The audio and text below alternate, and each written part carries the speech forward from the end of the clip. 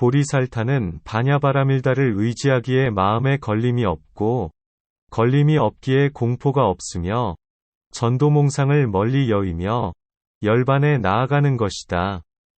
보리살타는 곧 보살을 가리킵니다. 보리를 간직한 중생이라는 뜻입니다. 부처의 성품을 깨달은 중생이라는 의미입니다.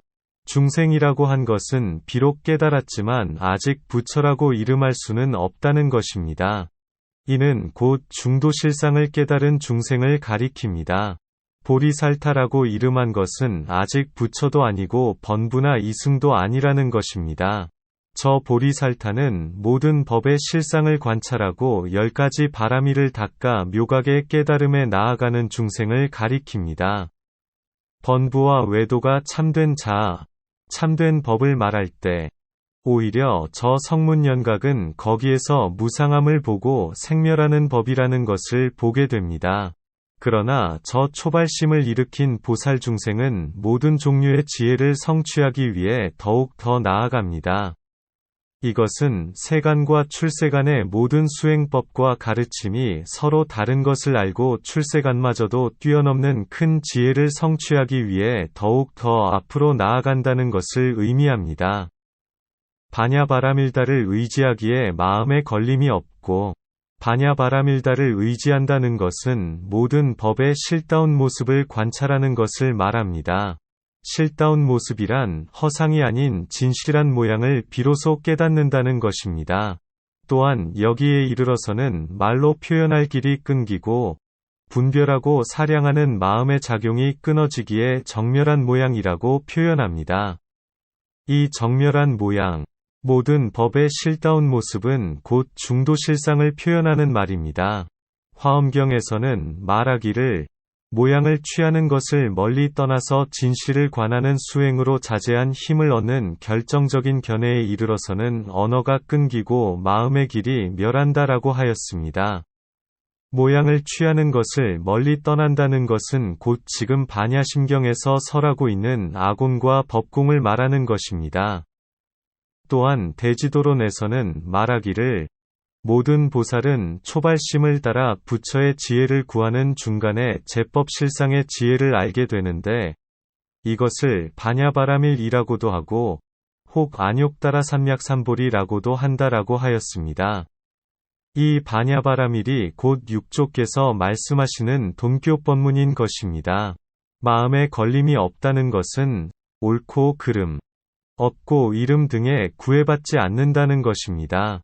여기서 구애되지 않는다는 것은 번부와 외도, 이승의 견해에 막히지 않고 깊이 초월했다는 의미입니다. 이는 곧 생하고 멸하고 더럽고 깨끗하고 증가하고 감소하는 이치에 걸림이 없다는 것입니다. 생겨났다는 견해, 멸하여 없어진다는 견해, 영원히 단멸하다는 견해, 영원히 존재한다는 견해, 하나라는 견해, 서로 다르다는 견해, 안에서 생겼다는 견해, 밖에서 왔다는 견해 등에 현혹되지 않고 집착하지 않는다는 것입니다. 그러기에 부동이라고 하는 것입니다. 왜냐하면 그는 이제 자제한 힘을 얻었기 때문입니다. 이것을 등력이라고 부릅니다. 굴복시킬 것에 대해서는 굴복시키고 관대할 것에 대해서는 관대함에 자제한 힘을 얻었다는 것입니다. 예컨대 악은 마땅히 굴복시켜야 하고 선은 마땅히 관용해야 합니다. 악이란 곧 탐욕, 분노, 어리석음을 가리킵니다. 불교에서는 이 세 가지를 모든 번뇌의 뿌리라고 말합니다. 선이란 악의 반대로 곧 탐욕이 없고 분노가 없고 어리석음이 없음을 가리킵니다. 탐욕을 없애기 위해서는 법공을 닦아야 하고 분노를 없애기 위해서는 아공을 닦아야 하고 어리석음을 타파하기 위해서는 중도실상을 관찰해야 합니다. 걸림이 없기에 공포가 없으며 걸림이 없다는 것은 이미 아공법공에 통달했다는 것을 의미합니다. 공포가 없다는 것은 곧 네 가지의 공포심이 없다는 것입니다.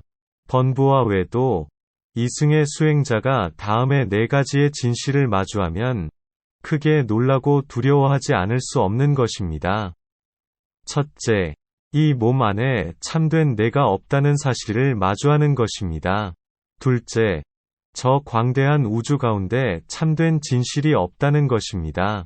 셋째, 일체의 모든 법은 애초에 생겨난 적이 없다는 것입니다.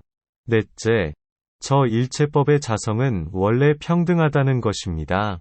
평등하다는 것은 전체와 하나가 평등하고 한 찰나와 무량한 시간이 평등하다는 것입니다. 그러나 보리살타는 이 모두에 대해 전혀 놀라거나 두려워하는 마음이 없기에 공포가 없다고 하는 것입니다. 전도몽상을 멀리 여의며, 전도몽상이란 곧 이와 같은 공포를 내는 것이 모두 전도된 꿈에서 비롯한다는 것입니다. 전도란 진실을 거짓으로 알고 거짓을 진실로 아는 것을 말합니다. 예컨대 저 연하달다가 거울 속의 그림자를 진실이라고 여기다가 어느 날 문득 거울 속에 자신의 얼굴이 보이지 않자 몹시도 놀라고 두려워하며 날뛰는 것과 같다는 것입니다. 저 보리살타가 이 모든 공포를 멀리 여윈다는 것은 제법 실상을 아는 지혜가 눈앞에 나타났기 때문인 것입니다. 실상이라고 한 것은 허상이 아니라는 것입니다. 허상이란 인연으로 생긴 모든 법을 가리킵니다. 구경열반에 나아간다. 여기서 열반이란 대열반을 말합니다. 부처의 성품바다를 가리킵니다. 저 이승의 열반이 아닌 대승보살이 장차 이르게 되는 대열반을 말하는 것입니다. 비로소 큰 기틀에 참된 몸을 얻는다는 것입니다. 이것을 법신이라고 부릅니다. 3세의 모든 부처는 반야바라밀다를 의지하기에 안욕따라 삼약삼보리를 얻는다. 3세의 모든 부처란 과거의 깨달음에 이른 모든 부처들도 이것을 의지하였고, 현재의 모든 부처들도 이것을 의지하고, 미래의 모든 부처들도 이것을 의지한다는 것입니다. 그러기에 반야바라밀을 부처를 낳는 어머니라고 부르는 것입니다. 모든 부처와 보살들은 모두 이 반야바라밀을 의지하여 길을 가고 큰 깨달음을 얻는다는 것입니다.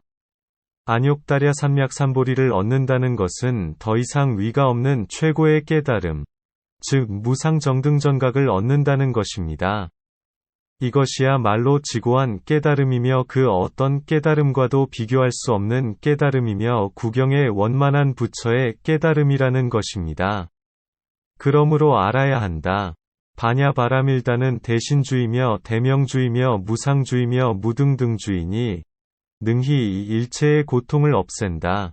그러므로 이 반야바라밀다는 크게 신통하고 묘한 작용을 일으키게 하는 주문이며 큰 밝음으로 능히 생사의 어둠을 타파하는 주문이며 더 이상 위가 없는 최고의 주문이며 어떤 것도 이것과 동등하지 않는 주문이라는 것입니다. 일체의 고통을 없앤다는 것은 무명으로 말미암은 일체가 고통이며 번뇌의 감옥이라는 것입니다. 이 감옥은 오직 이 반야바라밀다의 지혜로 부술 수 있다는 것입니다. 이 지혜를 통해 한 토막의 끈조차도 빌리지 않고도 곧장 천길 우물에서 빠져나온다는 것입니다. 이것은 진실하며 거짓이 없다. 부처가 이렇게 설한 것에는 한치위 거짓이나 과장하여 보탬이 없다는 것입니다. 누구라도 여기에 이르면 나의 말이 곧 진실 그대로라는 것을 알게 될 거라는 것입니다. 그렇기 때문에 반야바라밀다 주문을 말하는 것이다. 그 주문을 말해보면 아제아제 바라아제 바라승아제 보리사바하, 이 주문을 항상 간직하는 자는 반드시 절벽 끝에서 살아남을 얻으리라는 것입니다. 허공 끝에서 광명을 만나고 사막 가운데에서 흰 낙타를 얻게 되리라는 것입니다. 한 스님이 조주를 떠나려고 하직인사를 하였습니다. 이에 조주선사가 물었습니다. 어디로 가려는가? 제 방으로 가서 불법을 배우고자 합니다. 조주선사가 불자를 세우며 말했습니다. 부처가 있는 곳에 머물지 마라. 부처가 없는 곳은 급히 지나가라. 삼천리 밖에서 사람을 만나서는 잘못 거론해서는 안 된다.